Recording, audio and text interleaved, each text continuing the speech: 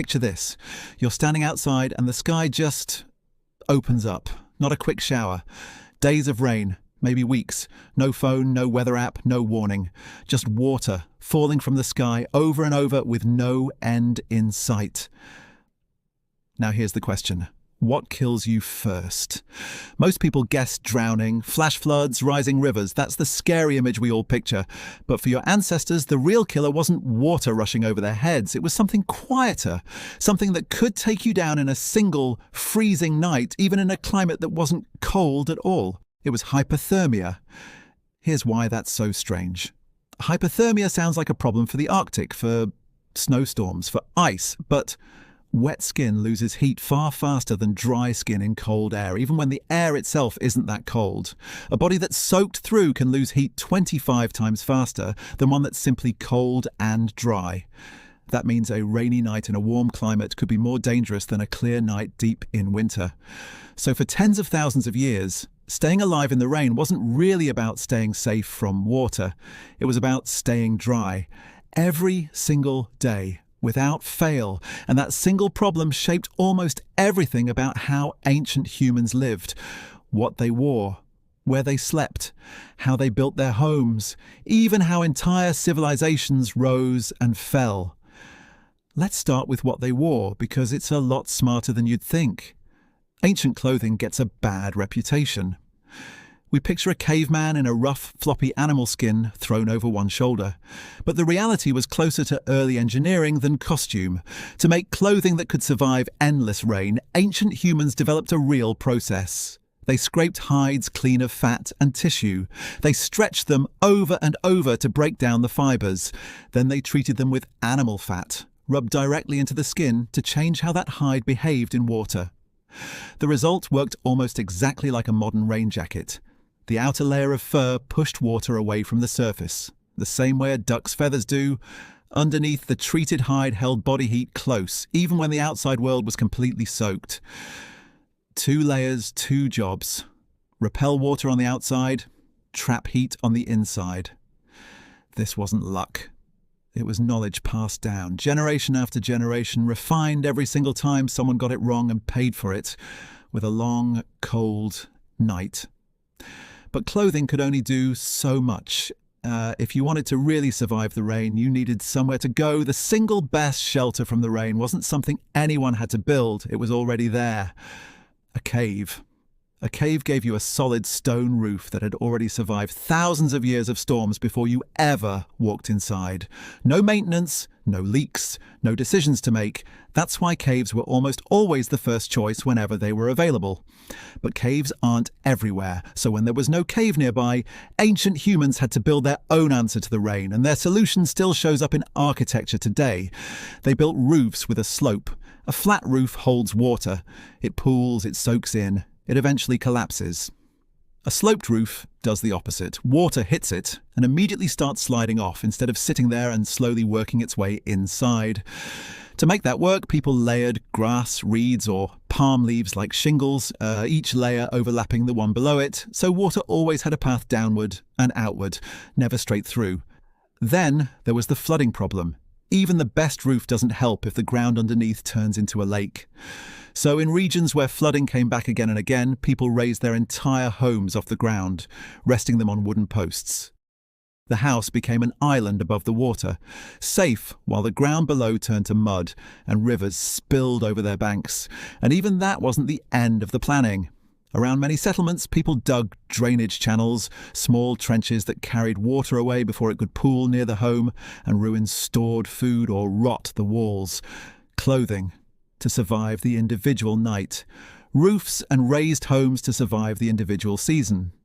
But some ancient humans faced something far bigger than a bad season. They faced an entire era of extreme rainfall, one that transformed the most famous desert on Earth. That desert is the Sahara. Right now, the Sahara is the definition of dry. Endless sand, brutal heat, almost no water for hundreds of miles. But around 14,500 years ago, the Sahara looked nothing like this. It was green. Lakes, rivers, grasslands stretching in every direction, hippos wallowing in shallow water, crocodiles patrolling rivers that no longer exist. This period even has a name among scientists, the African Humid Period. For thousands of years, monsoon rains pushed further north than they do today, turning the world's largest desert into something closer to open savanna. And people didn't just survive there, they thrived. We know this because they left behind paintings carved and painted directly onto rock walls, showing cattle, swimmers, and daily life in a landscape that looks nothing like the Sahara we know now. But nothing stays green forever. Slowly, over roughly 10,000 years, the rains retreated. The lakes shrank. The grasslands thinned out patch by patch until the green Sahara quietly became the desert we recognize today. Here's what's remarkable, though. The people living there didn't just stay and disappear along with the water. As the rain pulled back, they followed it, moving toward wherever moisture still remained. Some followed rivers toward the Nile Valley. Others moved toward the Niger River Basin or the Sahel region further south. They carried something valuable with them on that journey, generations of hard-won knowledge about surviving unpredictable rainfall, wrapped up in clothing techniques, shelter designs, and water strategies built during the humid years. And that leads to one of the most overlooked survival tools ancient humans had. Not something they built, something they found hidden beneath their feet. Groundwater. Even during the driest years, some regions weren't only dependent on rain falling from the sky.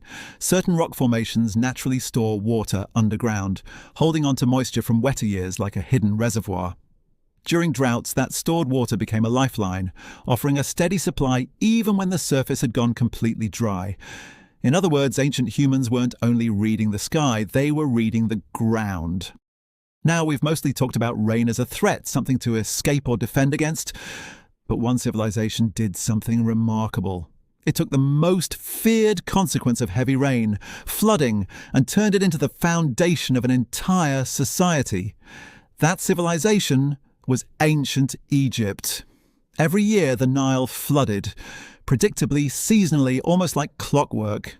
And instead of only fearing that flood, Egyptian farmers built their entire agricultural system around it. The floodwaters carried rich silt downstream, and when the water eventually receded, that silt was left behind, turning the surrounding land into some of the most fertile farmland in the ancient world. But they didn't just wait passively for good luck each year. They built levees and embankments, carefully engineered barriers designed to hold back the most extreme, most dangerous floods while still allowing the beneficial, moderate floods to spread across the fields. That's not simple survival. That's calculated risk management, refined over centuries. So when we look back at the full picture, rain wasn't simply an enemy your ancestors had to outlast. It was a force that shaped where they lived, what they wore, how they built their homes, and even how entire civilizations were born. Every time the sky opened up and the rain refused to stop, your ancestors didn't just wait for it to pass, they adapted. And each small adaptation, clothing, rooftops, drainage, migration, irrigation, was quietly passed down until it became the foundation of the world we live in today. But here's something worth sitting with. Today, most of us will never face that kind of rain the way your ancestors did. We have heated homes, waterproof jackets, cars that keep us dry from the front door to the office. Comfort is just a thermostat away. And that comfort comes at a quiet cost. The more insulated we become from hardship, the more we lose the very instincts that built civilization in the first place. Resilience, improvisation, the ability to look at a problem with no easy solution and figure it out anyway. Your ancestors didn't have a manual. They didn't have a backup plan. They had cold nights, endless rain, and the sheer will to adapt, one small invention at a time until survival turned into progress. So the next time life throws something hard at you, a setback, a harsh season, a problem with no clear answer, remember where you actually come from. You're not just descended from people who got lucky. You're descended from people who figured it out again and again in conditions far harsher than anything most of us will ever face. That same resilience is still in you. It always has been.